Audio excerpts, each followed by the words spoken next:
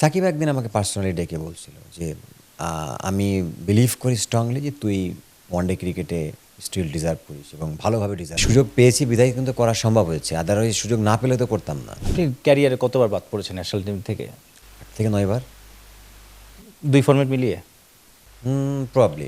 কদিন আগে দেখব নুরুল হাসান সোহান একটা ইন্টারভিউতে বলেছেন সে মনে হয় ক্যারিয়ারে 30-40 বার ন্যাশনাল টিম থেকে বাদ পড়েছেন, ঠকেছেন।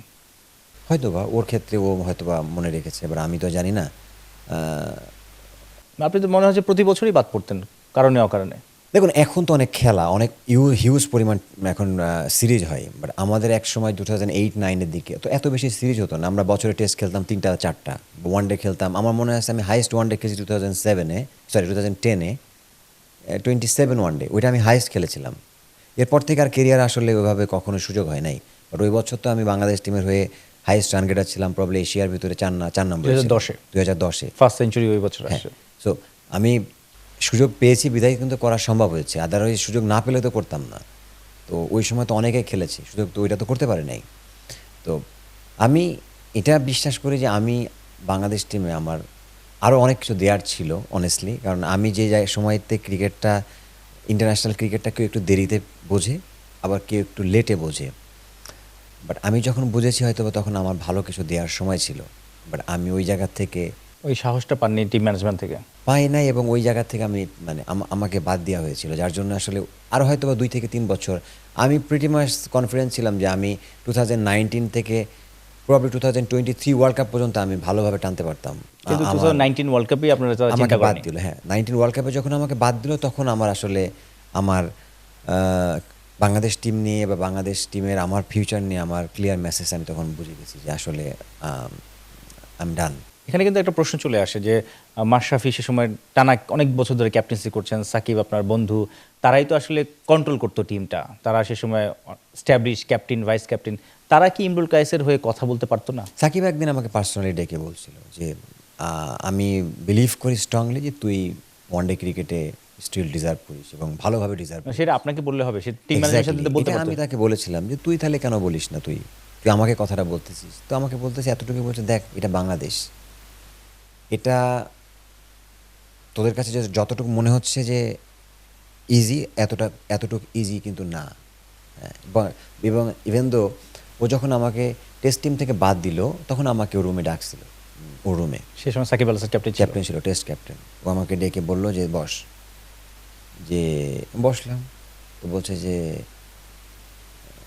তোকে আমি নেক্সট টেস্টে নিতে পারতেছি না, নেক্সট সিরিজে আমি, তুই ড্রপ করতেছিস। তা আমি একটু খারাপ লাগতেছিল, আমি বললাম কেন? তো বলছে তুই ভালো খেলিস নাই। তখন আমিও রিয়েলাইজ করলাম যে না, আমি কয়েকটা ইনিংস ভালো খেলি নাই, I am not deserving that time. And আমি তখন বললাম দোষ, থ্যাংক ইউ সো মাচ, তুই যে আমাকে জানাইছিস, কারণ কি এই সৎ সাহসটা অনেকের ভিতরে ছিল না। একটা প্লেয়ারকে ডেকে যায় তুই ওরা আমি নিতে পারতেছি না, বাট আমাকে অ্যাট দ্য সেম টাইম সে এই কথাও বলেছিল তুই ভালো খেলিস নি। যে তুই যদি ডোমেস্টিক ক্রিকেটে ভালো খেলিস আমি তোকে আবার ডাকবো, but you should deserve one day cricket. আমি স্ট্রংলি বিলিভ করি, বুঝছেন? তখন আমি বললাম যে দোষ, আমাকে নিয়ে তোদের প্ল্যানটা কি আসলে আমাকে বলতো। তো বলে যে তোকে নিয়ে প্ল্যান হচ্ছে যে তুই ওয়ানডেতে তুই কন্টিনিউ তোর অবশ্যই থাকা উচিত, এবং টেস্ট ক্রিকেটে তুই যেহেতু ভালো খেলিস না, আমরা নতুন একটা ছেলেকে সুযোগ দিব, ও যদি ভালো করে ফেলে তাহলে তোর জন্য একটু ডিফিকাল্ট, ভালো না করলে তোকে আবার আসতে হবে, তুই ডোমেস্টিকে রান কর। It's clear message. আমি আমার নিজেকে ওইভাবে প্রিপেয়ার করার চেষ্টা করলাম, তাই না?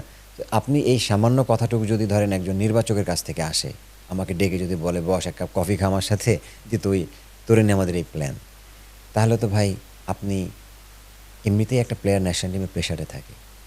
তো যখন একটা নির্বাচক বা একটা কোচ এসে আপনাকে বলবে, খুব পলাইটলি বলবে যে দেখো মন খারাপ করো না, বাট এটা একটা পার্ট অফ দ্য লাইফ, তুমি প্র্যাকটিস করতে থাকো, তোমার এই জায়গাতে তোমার মিস্টেক আছে, তুমি এটা ইমপ্রুভ করো, আই হোপ যে তুমি খুব শীঘ্রই কাম ব্যাক করবে। ভাই জাস্ট এতটুকু কথা যদি আপনি বলে, বিশ্বাস করেন একটা ছেলের অনেক বড় কনফিডেন্স চলে আসে এবং তার মানে আত্মা অনেক বড় হয়ে যায়। কারণ আপনি দেখেন, আমি এখন অনেক ছেলেকে আমি বলবো, নাম ধরে বলতে পারবো যারা আমার সিচুয়েশনে আছে, আমি যে টাইমটা ফেস করেছি। এখন আমি অনেকগুলো ছেলে আছে, শুনি দু একজন নাম। জাকির হাসান বলেন, জাকির আলী অনেক বলেন, তারপরে হচ্ছে নুরুল হাসান সোহানের কথা বললেন, ও বলেন, এরকম অনেকগুলো ছেলে আছে যারা আমার মতো সিচুয়েশন, মুসাদ্দেকের কথা বলেন, ঠিক আছে, they are very good cricketer, but তারা ওই জায়গায় স্ট্রাগল করতেছে। আপনি একটা দিন বসেন, ওদেরকে নিয়ে বসেন, ওদেরকে ক্লিয়ার একটা মেসেজ দিয়ে দেন যে ভাই তোদের নিয়ে আমার এই প্ল্যান, বা একটা গোল সেট করে একটা দেওয়া। গোল সেট করে দিই যে নেক্সট তোমাকে আমি 2টা বছর টাইম দিলাম, তুমি 2টা বছরের ভিতরে তুমি ডোমেস্টিক ক্রিকেট এত রান করো, বা চেষ্টা করো ভালো খেলা, টপ 5-এ থাকা বা টপ 3-তে থাকা, বা হাইয়েস্ট উইকেট টেকার হও, বা টপ 5-এ থাকো। কারণ একটা ছেলে যখন ন্যাশনাল টিমে একবার প্রুভ করে আসে, তার মানে তার এই না যে তাকে আপনার হাইয়েস্ট উইকেট টেকার হয়েই তাকে আসতে হবে। This is absolutely wrong. সে কতটা ছন্দে আছে সেটা সে নির্ভর করে। কতটুকু ছন্দে আছে, এটা একটা নির্বাচকের কাজ, তাই না? আপনি হাইয়েস্ট উইকেট টেকার হয়ে আসা মানে কি, ওদের ডিজার্ভ এমনি করবে, তাই না? তাহলে আপনি কি করতেছেন, আপনি যেটা করতেছেন যে আপনি ওই ছেলেগুলোকে আরও নোরানি ডাউন করে দিচ্ছেন, মেন্টালি তারা অনেক ডাউন। তো এই ছেলেগুলো যদি মনে করেন আপনি তাদেরকে নিয়ে সুন্দরভাবে বসেন, তাদেরকে একটু মেন্টালি মাথায় হাত বোলায় কথা বলেন, এদিকে অনেক টাকা লাগে, এটা কি আপনার অনেক টাইম ব্যয় হয়? আপনি আমার বলেন তো, আপনার কাজটা কি? আপনার কাজটা তো ওই ছেলেগুলোকে পারফরমেন্সটা বুস্ট আপ করা, এই জন্য তো বোর্ড আপনাকে পে করতেছে, তাই না? তাহলে আপনার যদি কাজ এটাই না হয়, তাহলে আপনি কি শুধু ওই খেলা দেখে, টিভিতে খেলা দেখে প্লেয়ার সিলেকশন করবেন, এটাই কি আপনার কাজ? আমাদের জন্য আমাদের আমাদের আমাদের টাইমে বহুত ক্রিকেটার ভাই এই একটা কারণে নষ্ট হয়ে গেছে, এই একটা কারণে না পাইছে কোচের সাপোর্ট। এখন কোচ তো বিদেশি একটা মানুষ, সে তো এসে তার মতো করে সে ডমিনেট করতে চাবে, কিন্তু যে ছেলেরা ডোমেস্টিকে হাজার হাজার রান করছে, এই মানুষগুলোর তো কে চেনে? সিলেক্টররা চেনে, বোর্ডের লোকজন জানে। আপনি যদি তাকে ব্যাক না করেন, উনি তো এসে বাদ দিয়েই দিবে। ও তো জানবে না who is this, who is the Tushar Imran, who is Naim Islam, who is Imrul Kayes, who is Bela, তাই না? আমি যে কি করছি এতদিন ধরে ডোমেস্টিক ক্রিকেটে বা আমার দেশের জন্য, বা আপনি ওই সিচুয়েশনগুলোতে কিভাবে ওভারকাম কিভাবে করেছেন? ওভারকাম করছি, আমি এত রান করে আসলাম ন্যাশনাল টিমে, এসে আপনি আপনাকে একটা ম্যাচ সুযোগ দিলেন, বা আমার রানিং ভালো লাগতেছে না, আমার বডি ল্যাঙ্গুয়েজ ভালো লাগতেছে না, আপনি আমার বাদ দিয়ে দিচ্ছেন, তো এটার জন্য ফাইট কে করবে? নির্বাচকরা, 100%। Cricket operation. আপনি বলেন তো, আমাদের ওই সময় একটা ছেলের জন্য কি কাজটা করা হয়েছে? তাহলে আমার গার্ডসটা কোথায়, আমার ক্যারেক্টারটা কোথায়? আপনি যে এতগুলো ছেলের কেরিয়ার নিয়ে আপনারা খেললেন, এটার দায়ভার কে নেবে?